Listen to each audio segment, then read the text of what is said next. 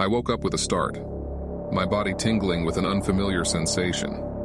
The last thing I remembered was being strapped to a cold metal table in a sterile laboratory. Panic surged through my veins as I realized I was no longer in the confines of that futuristic lab. I was standing in a dimly lit room, surrounded by flickering monitors and ominous machinery. Confusion clouded my mind as fragmented memories flooded back. I had volunteered for a revolutionary experiment, a chance to merge human consciousness with advanced cybernetic technology. The promise of transcending the limitations of my mortal body had enticed me, but now I questioned the consequences of my decision.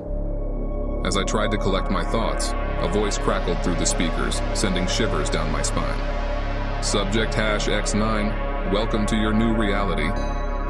The voice belonged to Dr. Nathaniel Kane, the brilliant but enigmatic scientist who had spearheaded the cyborg experiment.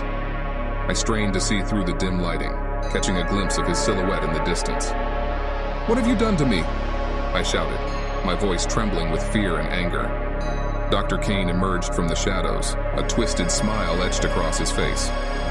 "You've become the culmination of my life's work, Subject #X9, a perfect fusion of man and machine." I felt a surge of horror as I looked down at my own body.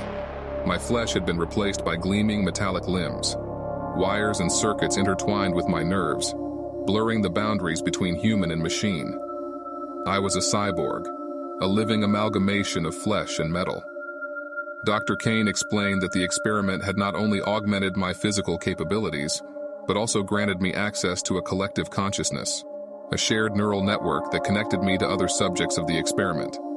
It was a brave new world of technological marvels and possibilities. But as I delved deeper into the shared consciousness, I discovered a dark undercurrent.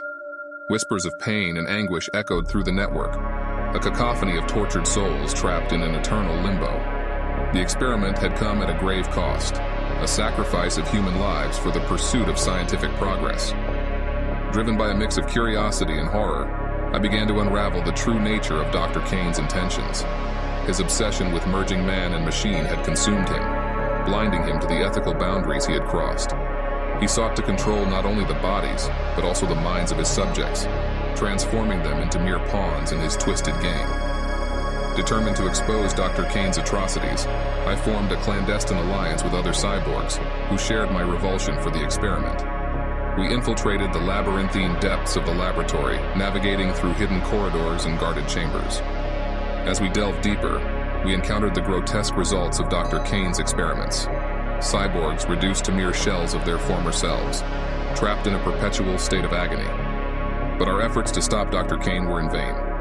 He had anticipated our rebellion and prepared for our arrival. In a chilling twist, I discovered that I had unknowingly become the very embodiment of Dr. Kane's twisted vision, a puppet under his control.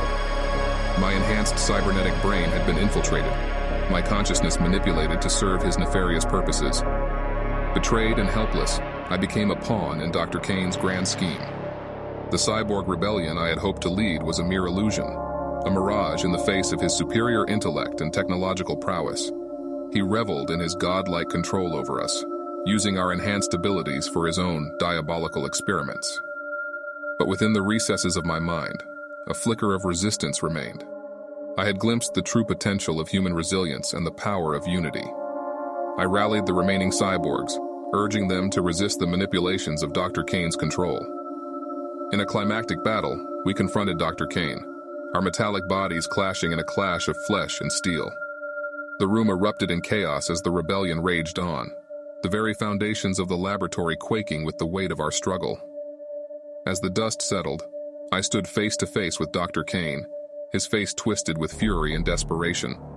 With a final surge of defiance, I unleashed a torrent of energy from within, overloading his control mechanisms and severing his grip on our minds.